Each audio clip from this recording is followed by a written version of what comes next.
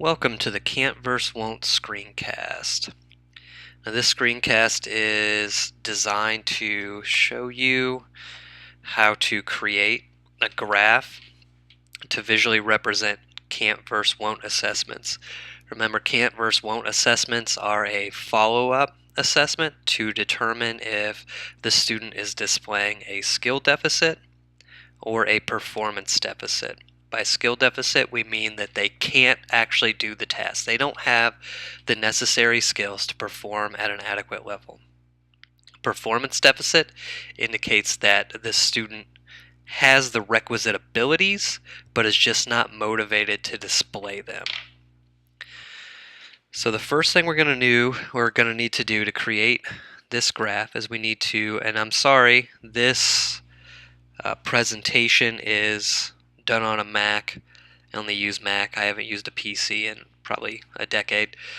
But I do think that the basic steps are the same. What might be different? Well, the basic steps are same. What may be different is just the location of some of the things you need to click on. So if that's the case for you PC users, then just pause the screencast wherever you need to, and you can always come back to it once you figure out where everything is. So moving on. First thing you need to do to graph can't verse won't data is you need to open up Excel, and we're going to need a new workbook. So under File, click File, New Workbook will come up, click New Workbook. You can go ahead and expand that screen. So just to give you some really basic information here about Excel, the going up and down, these are your columns. The columns are alphabetical, starting at A, so column A, column B, column C. Back over here on the left-hand side, going across are your rows. The rows are numerical, so this is row 1, this is row 2, this is row 3. Each individual rectangle is called a cell. Now that we got that out of the way, first thing we need to do is in column A, we need to number from 1 to 4, starting at cell A2. So right here, column A, row 2, put in the number 1. Cell A3, put in number 2. Cell A4, put in number 3. Cell A5, put in number 4. Now we're going to go up to row 1, column B. So cell B1, type in the word baseline. Column C, row 1, cell C1, type in the letter C. R, that stands for contingent reinforcement. Now contingent reinforcement means if a student exhibits a behavior, then they're granted some sort of preferred item or preferred task. It's something that improves the likelihood that a behavior will occur. Now in row D, or in column D, row 1, cell D1, type in withdraw. So in the withdrawal phase, we're taking away contingent reinforcement and we're seeing what their behavior will once again be like without any sort of reinforcement. In column E, row 1, cell E1, we're going to type in contingent reinforcement. That's our second contingent reinforcement condition. So remember, this process is a follow-up assessment, and our baseline condition can be whatever your first score was, or you can take another score where the student executes the task without any sort of reassurance of reinforcement or any sort of assistance. For this particular example, we're just going to use oral reading fluency. So we administer one of the oral reading fluency probes that we've talked about in class. We give the probe to the student. We read our standardized directions, and we time their oral reading for 1 minute. At the end of that 1 minute, we score the probe, and then that number goes into cell B2, column B, row 2. So let's assume that this student read 20 words in 1 minute. So now that we've scored the probe, we say to our student, okay, Doc, you have indicated, based on the results of the preference assessment that we also talked about in class, you've indicated that you really like root beer. So I'm going to ask you to read another oral reading fluency. But this time, if you score higher than 20 words in 1 minute, I'm going to give you a root beer. Then you give the probe to the student, read your standardized directions, you time their oral reading fluency for 1 minute, and then you score the probe. So for the first contingent reinforcement condition, let's say Doc read 40 words in 1 minute. Now when we enter our data for the can't versus won't graph, it needs to be in a staggered or stepwise fashion. Starting, the left-hand side will be higher than the right-hand score, and this will become more readily apparent when we input all our data. So under column 2, row 3, cell C3, we're going to put the number 40. Now, we say to Doc, okay Doc, I'm going to have you read another passage. Just do your best reading. You read your standardized directions, you time Doc reading for 1 minute, and then you score the probe. So let's say Doc scored a 25 this time. So in column D, row 4, cell D4, right here, it's highlighted, we're going to input that score. And Doc read 25 words in 1 minute this time. Say, okay Doc, you're going to read one more passage, buddy. And this time, if you score higher than 25, I'm going to give you another root beer soda. You give the oral reading fluency probe to Doc, you read your standardized directions, you track his reading for 1 minute. At the end of 1 minute, you tell him stop, you score the probe. So let's say Doc read 45 words this time. So under column E, row 5, cell E5, highlighted right here, you're going to input that score. And Doc read 45 words in 1 minute for the second contingent reinforcement. Now, this is what I mean by staggered input. You can see starts here, then goes down like that. So like steps, right? It's important you enter your data like that. So just looking at these numbers, a reasonable person could guess that contingent reinforcement positively impacts Doc's performance. But like many of you have indicated in class and in your folders, a graphical representation really does make it super easy to understand the results from a lot of these assessments. So that's what we're going to do. Now, go up to cell A1, column A, row 1, and you're going to click that cell right up here in the left-hand corner. So click that cell and then highlight all your data that you just put in. So you're going to highlight all the way over to column E, all the way down to row 5. So you see how this is all highlighted. Now we're going to make our chart.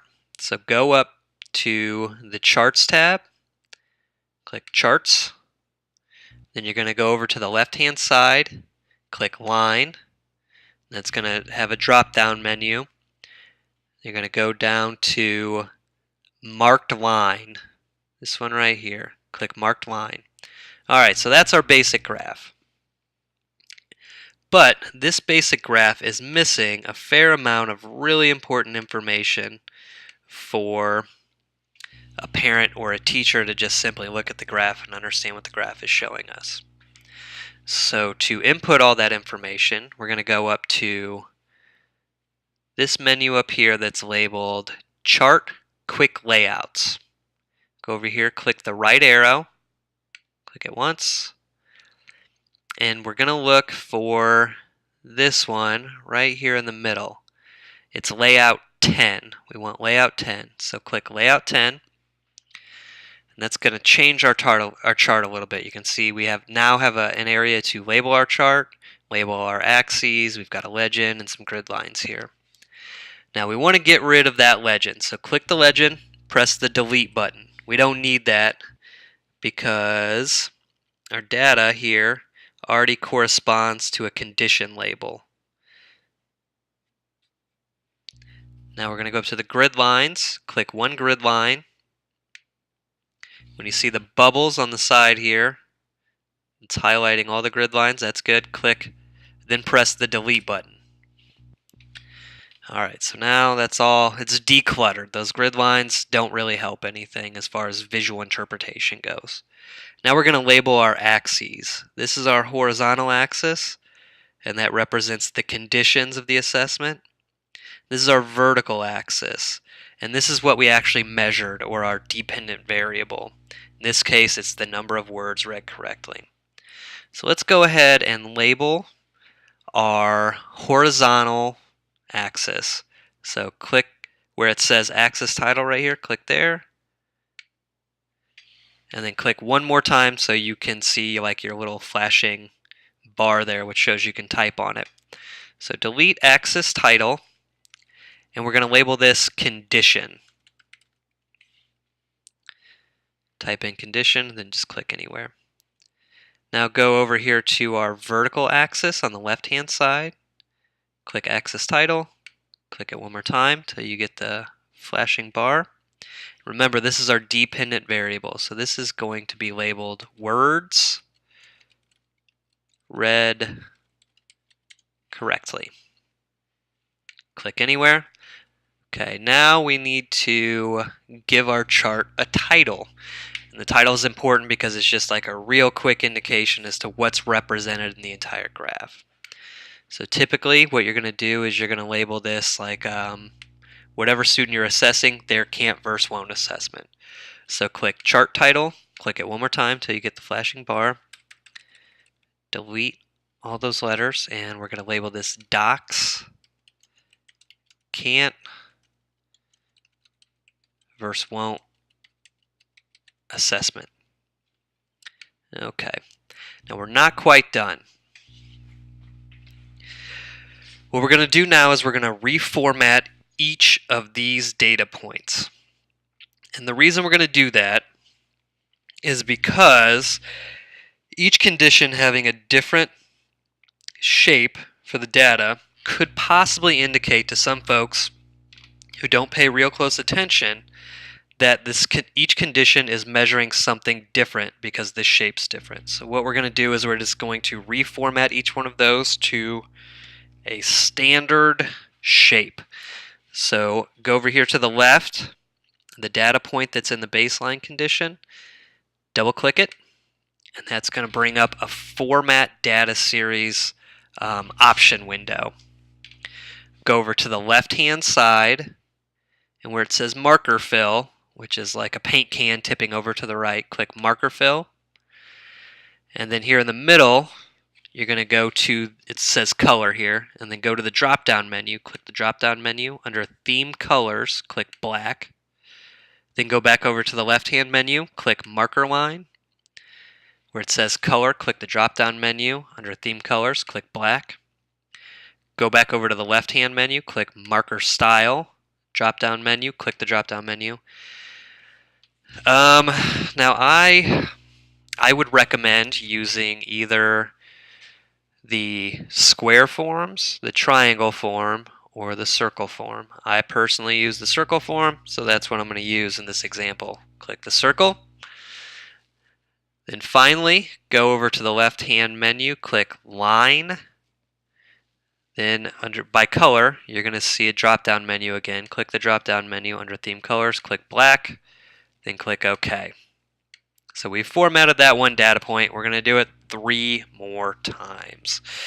So go to the first contingent reinforcement condition, double click that data point, click marker fill on the left hand side, go to the drop down menu, under theme colors, click black, marker line, drop down menu, black, marker style, drop down menu, click the circle, or whatever the shape you used in the baseline condition was. Click that shape, then go to line, drop-down menu, click black, then click OK.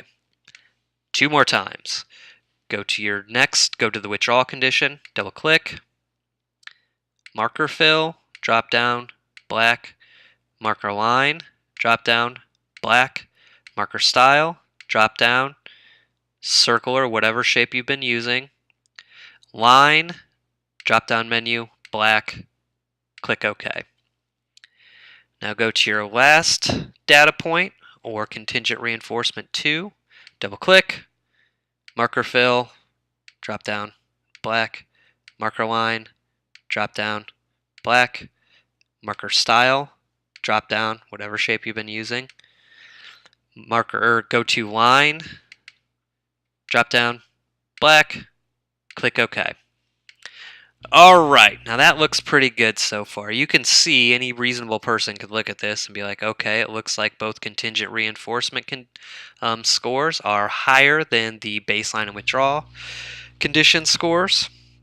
We're going to do one more thing here. We're going to label each data point. So, click your data point, click any data point just once, then go up here to the top where it says Chart Layout. Click Chart Layout, and that's going to bring several different options for labels right over here on the left-hand side. Go to Data Labels. It's going to give you a drop-down. Go down here to the bottom and click on Above. Okay, well, do it again, I guess. Drop down, above. Drop down, above. Drop down, above. So for each one, you'll have to click it, drop down, above. So now what that does is it not only gives us the visual representation of the data points, but it also gives you the score that the exact score that corresponds to the data point. We're not quite done though. Oftentimes you're going to have to put this information into like some sort of report for general ed teachers, or for documentation in IEP, or for parents. Now that's much easier to do. It's much easier to print off and format if you do that in Word versus Excel. So open up Word. You need a new blank document up here from the drop down. So click File, New Blank Document. Now for Mac users, you can simply click your graph and drag it over to the Word document. For PC users, I believe you can copy from Excel and then paste into Word. I believe so. So now we've got our graph here in the Word document. I'm going to spread this out a little bit, make it a little bit bigger. We're almost done. We've got to cut one more important step. Now we need to insert vertical lines between each condition to show to the reader of the graph that these are discrete conditions. They are absolutely in no way connected. So to do this, you can do one of two things. So the screen I'm looking at right now has an insert menu over here on the right hand side of the Word window.